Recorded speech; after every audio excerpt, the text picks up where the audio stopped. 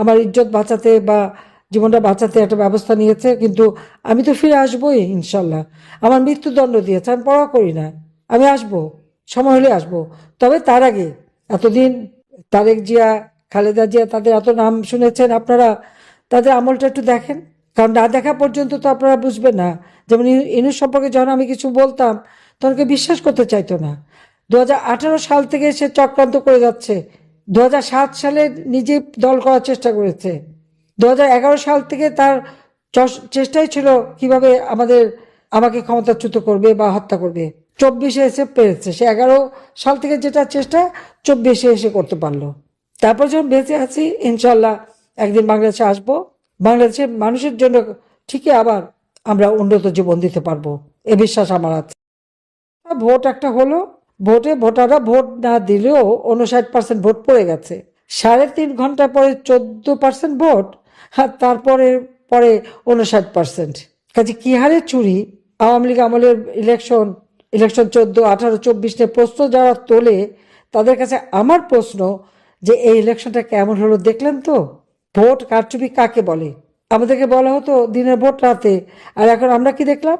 দিনের ভোট সন্ধ্যা, আগের দিনের সন্ধ্যা থেকে শুরু, এবং গুনতে গুনতে এত বেশি হয়ে গেল, আর এমন বেসামাল যে এখনো হ্যানা ভোট সংশোধন করে যাচ্ছে আর প্রজ্ঞাপন দিয়ে যাচ্ছে। এর থেকেই তো প্রমাণ হয় যে কিভাবে কারচুপিটা হয়েছে। যদিও বিদেশিদের এনে দেখালো, লাইন লাইন করানো হলো এবং খুব ভালো ইলেকশন, তাহলে ভোটটা আসলো কোত্থেকে? অপরাধীদের ইনডেমনিটি দিয়েছে।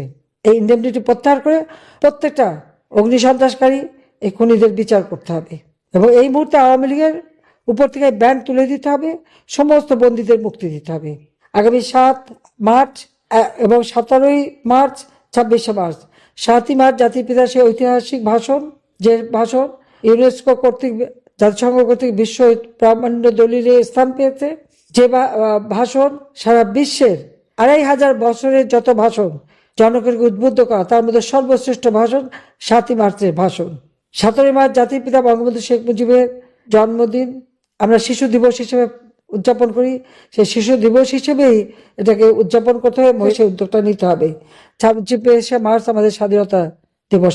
26শে মার্চ জাতির পিতা বঙ্গবন্ধু শেখ মুজিবুর রহমান স্বাধীনতার ঘোষণা দেন, তারপরই তাকে গ্রেপ্তার করে এবং পাকিস্তানে বন্দী করে নিয়ে যায়, রাষ্ট্রদ্রোহী মামলা দেয়, এমনকি ফাঁসির আদেশ দিয়েছিল।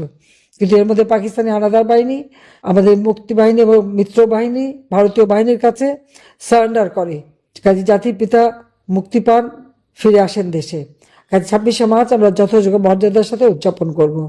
যে যারা নির্যাতিতা, প্রত্যেকে ওই ইউনুস যে সেই যেভাবে নির্যাতন করেছে তার একটা মামলা তার বিরুদ্ধে করতেই হবে। সবাই একটা মামলা দায়ের করবেন। মামলা যদি না নেয়, থানা যদি না নেয়, সেটাও একটা সংবাদ হবে। আর অনলাইনে আপনারা দিতে পারেন বা কোর্টে মামলা করতে পারেন, অথবা রেজিস্ট্রি করে করতে পারেন। যেভাবে একটা মামলা করে কাগজটা হাতে রাখবেন। কারণ এই কারণে যে একটা হচ্ছে সেই অপরাধীদের শাস্তি দেওয়া, আর একটা হচ্ছে আল্লাহ একটা দিন দেবেই, আমরা যে সহযোগিতা করব, সাহায্য দেব, যাদের ঘর বাড়ি পুড়িয়েছে, যাদের এরকমভাবে ক্ষতিগ্রস্ত করেছে, তাদের প্রত্যেকে আমি বলবো যে সবাই একটা মামলা করে রাখেন। তাহলে যেটা দেখে আমরা সত্যিকার যারা ক্ষতিগ্রস্ত তাদেরকে সহযোগিতা করতে পারি। কারণ মামলা না করলে আমরা বুঝবো কি করে যে এ তো যে কেউ এসে বলবে যে আমি ক্ষতিগ্রস্ত। এই যে প্রত্যেকে একটা মামলা করে রাখবেন, যেভাবে হোক মামলা দিতে হবে, দিয়ে আপনারা রেখে দেবেন। এখন যদি মামলা নাও চলে, ভবিষ্যতে কাজে লাগবে, সেটা আপনারা করবেন। হ্যাঁ, বাংলাদেশের ইতিহাসে সেই 91 সাল থেকে খালেদা জিয়া প্রধানমন্ত্রী ছিলেন, তারপরে আমি প্রায় 20 বছর 7 মাস আমি প্রধানমন্ত্রী ছিলাম। এত বছর পরে, 35 বছর পরে আমাদের পুরুষ প্রধানমন্ত্রী এসেছে। আমরা দেখি কেমন দেশ চালায়। একজন এসেছিল শান্তির কথা বলে সারা বিশ্বের কি সামাজিক ব্যবসার নামে, দারিদ্রকে নাকি ইউনুস বলেছিল মিউজিয়ামে পাঠাবে। আমি যেখানে দারিদ্রের হার 18% নামিয়ে এনেছিলাম, হত দরিদ্রের হার 5% নামিয়েছিলাম, ক্ষমতায় এসে তা এখন 30-40% আবার দারিদ্রের হার বাড়িয়ে দিয়েছে। 5 কোটি মানুষকে আমি নিম্নবিত্ত থেকে মধ্যবিত্ত তুলে এনেছিলাম। ইউনুস সাহেব 6 কোটি মানুষকে দরিদ্রের সীমার নিচে নিয়ে গেছেন। এখন মিউজিয়ামে কে যাবে? তার ওই কথার উপলক্ষে তো ইউনুসকেই মিউজিয়ামে পাঠাতে হবে মনে হচ্ছে। কাজে তার বিচার একদিন হবে, এবং বিশেষ করে নারী নির্যাতনের জন্য ওর বিচার হতে হবে। যে কত বড় ক্ষতি আমাদের নারী সমাজের জন্য করে গেল। আজকে সবচেয়ে দুঃখ লাগে যে ছাত্র ছাত্রী শিক্ষকদের অপমান করা, তাদের গায়ে হাত তোলা, তাদেরকে মারা, নির্বাচন কমিশনার প্রধান নির্বাচন কমিশনকে ধরে তার গালে জুতা মারা, তাকে অপমান করা, প্রধান বিচারপতি তাকে হাত করা পরিয়ে জেলে নেওয়া, ভালো সুযোগ সৃষ্টি করে গেছে। এখন যারাই যে পদে যাবেন তাদেরকে সতর্ক থাকতে হবে, কখন কার উপরে হাত করা পড়ে, কখন কোন প্রধান বিচারপতি হাত করা পড়লো, আর কখন কার কোন নির্বাচন কমিশন এখন যারা ভোট চুরির অপরাধে ওই রাতের ভোট সন্ধ্যায় করায় তার গালেও যে জুতা পড়বে না, এই গ্যারান্টি কে দেবে? কে দেবে? সমাজে কোনো লেহাজ তমিজ নাই, আদব কায়দা নাই, কোনো মান্যগণ্য নাই, আইনের শাসন নাই, বিচার নাই, ন্যায় বিচার নাই, স্বেচ্ছাচারিতা চলছে সম্পূর্ণ। এভাবে একটা দেশ চলতে পারে না। আমার ইজ্জত বাঁচাতে বা জীবনটা বাঁচাতে একটা ব্যবস্থা নিয়েছে, কিন্তু আমি তো ফিরে আসবোই ইনশাল্লাহ। আমার মৃত্যুদণ্ড দিয়েছে, আমি পরোয়া করি না, আমি আসবো, সময় হলে আসবো।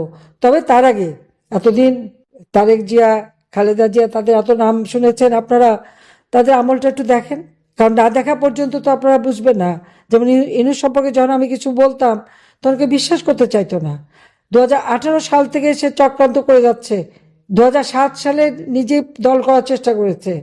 2011 সাল থেকে তার চেষ্টাই ছিল কিভাবে আমাকে ক্ষমতাচ্যুত করবে বা হত্যা করবে। 24-এ এসে পেরেছে। সে 11 সাল থেকে যেটা চেষ্টা 24-এ এসে করতে পারলো। তারপর যখন বেঁচে আছি, ইনশাল্লাহ একদিন বাংলাদেশে আসবো, বাংলাদেশের মানুষের জন্য ঠিকই আবার আমরা উন্নত জীবন দিতে পারবো। আওয়ামী লীগকে বাদ দিয়ে যে নির্বাচন, এই নির্বাচন একজন অবৈধভাবে ক্ষমতা দখলকারী অধীনে নির্বাচন, যে নির্বাচনে ভোট কারচুপি মানে একেবারে প্রকাশ্যভাবে, যেদিন নির্বাচন তার আগের দিন সন্ধ্যা থেকেই সিল মারা, বাক্স ভরা, ব্যালটে ভরে ফেলেছিল, সেই ধরনের একটা নির্বাচন অনুষ্ঠিত হয়ে গেল সম্পূর্ণ অবৈধ সরকারের হাতে। অবৈধ নির্বাচন, আমি জানি না এরা দেশকে কতটুকু কি দিতে পারবে, যেখানে একটা বিশাল জনগোষ্ঠী বঞ্চিত থাকলো তার ভোটের অধিকার থেকে, তার রাষ্ট্রীয় অধিকার থেকে, সাংবিধানিক অধিকার থেকে। তো সেই দেশ সামনে কিভাবে এগিয়ে যাবে সেটাই এখন চিন্তার বিষয়। তো আওয়ামী লীগের অপরাধটা কি? আওয়ামী লীগ স্বাধীনতা এনে দিয়েছে, আওয়ামী লীগ দারিদ্র্য বিমোচন করেছে, আওয়ামী লীগ দেশের মানুষের অধিকার প্রতিষ্ঠা করেছে, শান্তি নিরাপত্তা দিয়েছে, এটাই কি আমাদের অপরাধ ছিল? সেটাই আমার প্রশ্ন।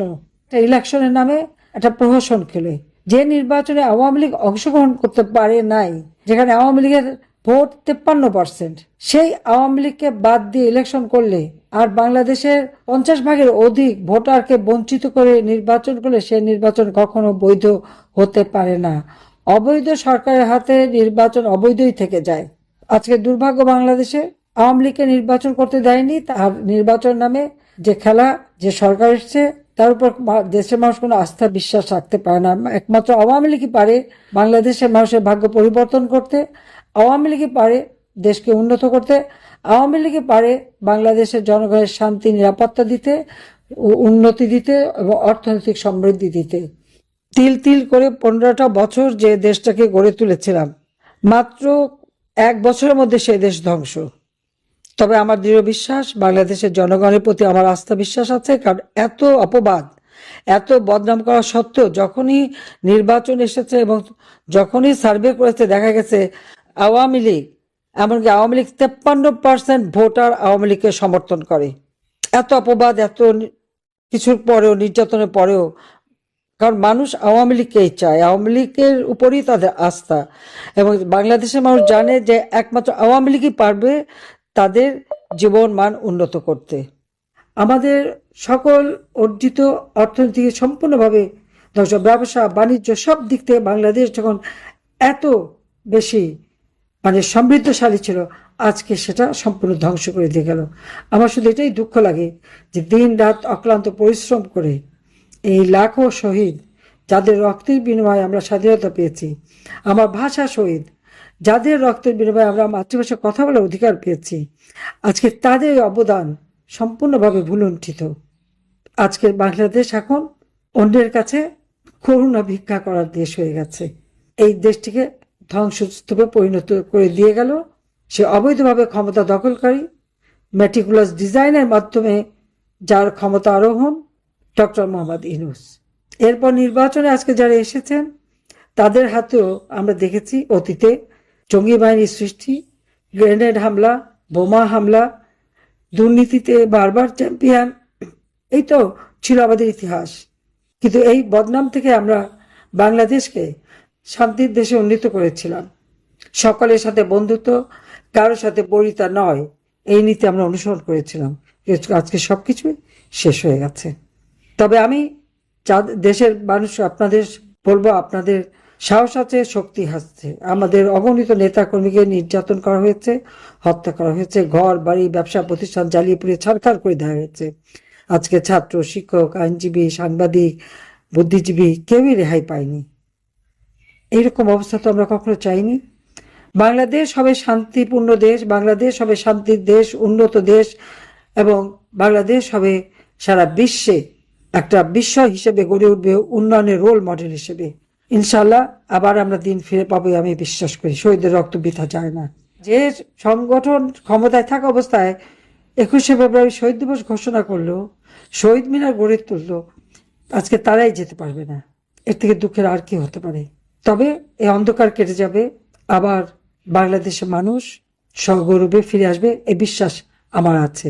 এই রমজান মাস সবাইকে আমি রমজানে মোবারকবাদ জানাচ্ছি এবং ভাষা শহীদদের প্রতি আমার শ্রদ্ধা জানাচ্ছি। ইনশাল্লাহ দিন ফিরে আসবে, জাতির পিতা বঙ্গবন্ধু শেখ মুজিবুর রহমানের স্বপ্নের সোনার বাংলা আমরা। যাক, সবাই ভালো থাকেন, সুস্থ থাকেন। রমজানের মোবারকবাদ জানাই, ঈদের আগাম শুভেচ্ছা জানাই। জয় বাংলা, জয় বঙ্গবন্ধু, বাংলাদেশ চিরজীবী হোক।